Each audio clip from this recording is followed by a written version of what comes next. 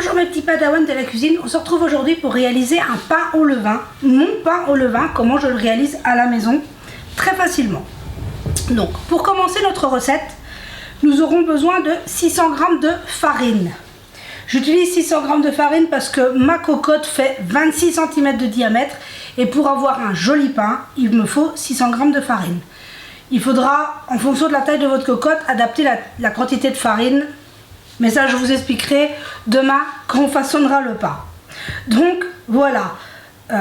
600 g de farine à laquelle je viens ajouter 12 g de sel. On mélange le sel et la farine. Ici, c'est de la T65. Je ne l'ai pas précisé.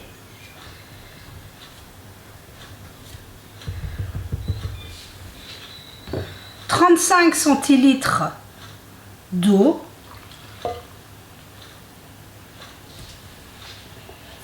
Et maintenant, il nous faut notre levain. Mon levain est ici. Vous voyez qu'il a bien poussé.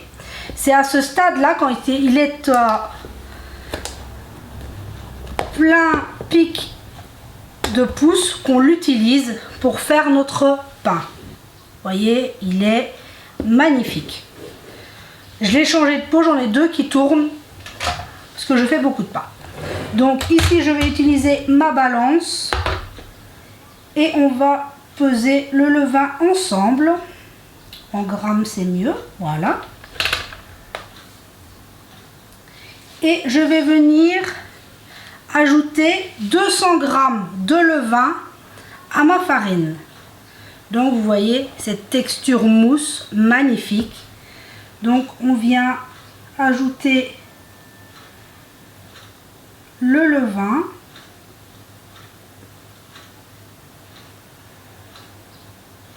Hop, 200 g. Je viendrai nettoyer mon pot juste après. Hop, 200 g de levain. Moi ici c'est du levain de seigle, je le fais à la farine de seigle.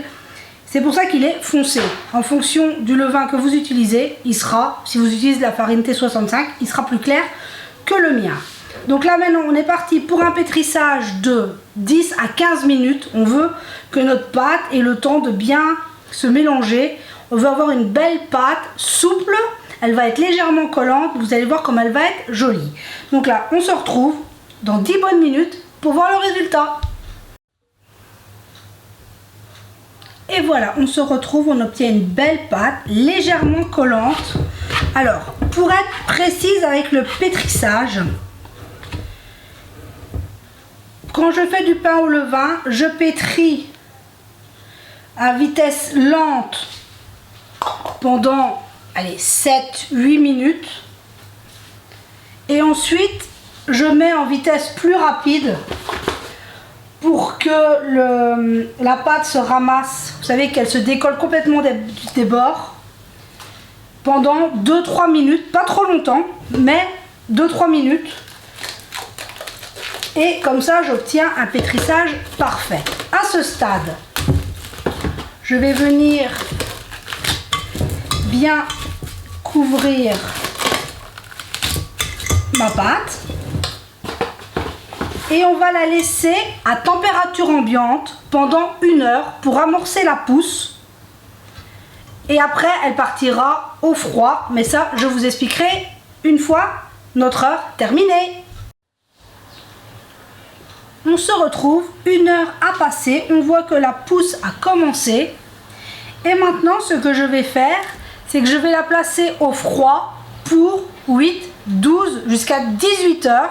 Donc moi là généralement dans ma routine pain, je pétris dans l'après-midi, ça part au frigo jusqu'au lendemain matin, tout simplement.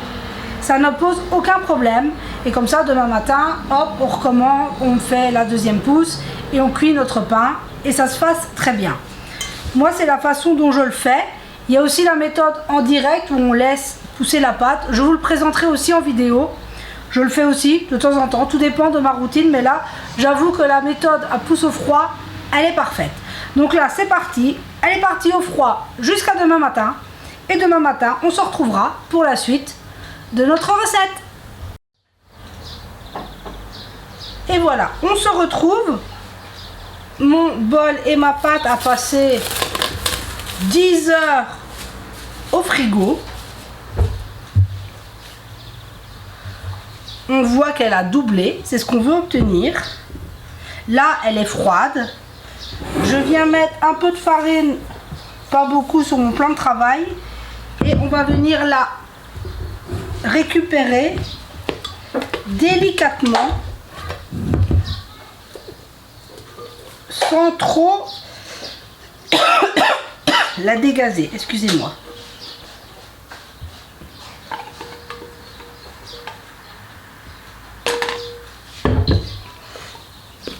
Voilà, à ce stade, qu'est-ce qu'on fait? Hop. On va juste venir la plier sur elle-même. Hop, si vous voulez la tourner. On tire, on rabat. On tire, on rabat. Et à ce stade, je viens mettre la jonction en dessous. Et avec un peu de farine, on vient lui donner la forme et la mettre en tension.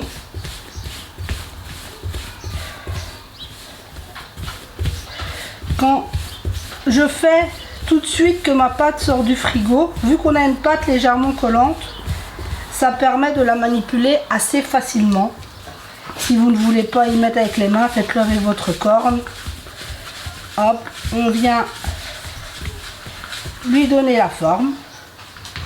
Et comme je vous ai expliqué, moi ici ma cocotte fait 26 cm. Je suis venue y mettre un papier cuisson et un peu de farine au fond. Je prends mon pain et je viens le placer dans ma cocotte tout simplement. Hop. Je mets un petit coup de propre et on se revient. Voilà, quand j'ai mis mon pain, je viens mettre un peu de farine sur les côtés pour éviter que ça ne colle avec le papier. Donc ici, ma cocotte, 26 cm, notre pain. On ferme et on laisse pousser pendant 3-4 heures pour la deuxième pousse. Elle est plus longue parce qu'il faut déjà qu'il reprenne en température. Donc moi généralement je laisse 3 à 4 heures avant de passer à la cuisson. Donc comme je vous expliquais, ici ma cocotte fait 26 cm, donc j'ai utilisé 600 g de farine. J'ai une autre cocotte ovale qui fait 32 par 25 plus ou moins. Quand je veux avoir un pain dans cette cocotte là, il faut que j'utilise 1 kg de farine. Donc c'est vraiment pour vous dire qu'il faudra adapter la quantité de farine à la taille de votre cocotte pour avoir un beau pain. Donc voilà, donc là c'est parti pour 4 heures, on se retrouve à la fin de la seconde pousse. Et voilà, on se retrouve au bout de 3 heures. On va enlever le couvercle. On voit que notre pain s'est bien développé, c'est ce qu'on voulait obtenir. Maintenant, on va passer à la cuisson.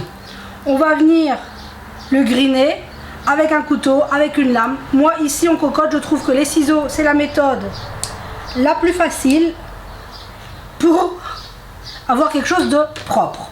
Mais après, libre à vous de faire comme vous voulez. Donc je suis venue faire mes 2 entailles.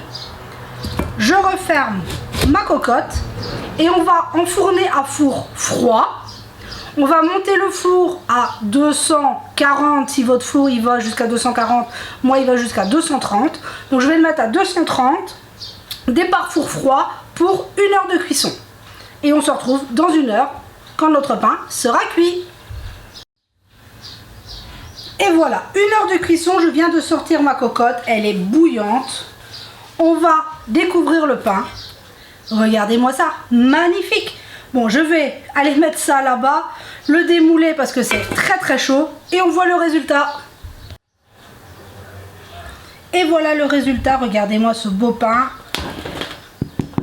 Il sonne creux, il est parfaitement cuit, il est très très chaud. Faites attention de ne pas vous brûler quand vous enlevez la cocotte, c'est brûlant. Donc là maintenant, on va le laisser refroidir pour pouvoir le couper, pour vous montrer l'intérieur. Mais regardez, il a merveilleusement bien poussé. Donc là, c'est parti, on le laisse refroidir. On se retrouve tout à l'heure pour se le couper. on se retrouve. J'ai laissé refroidir mon pain parce que si vous voulez conserver votre pain, il faut éviter de le couper chaud pour éviter que toute l'humidité sorte. Et je vous l'ai coupé pour vous montrer. Regardez-moi cette mie, il est magnifique. Vous voyez que c'est quand même assez facile de réaliser du pain au levain maison. C'est hyper simple. Donc j'espère que cette recette vous aura plu. Prenez soin de vous et de ceux que vous aimez. Et on se dit à très vite pour la prochaine vidéo.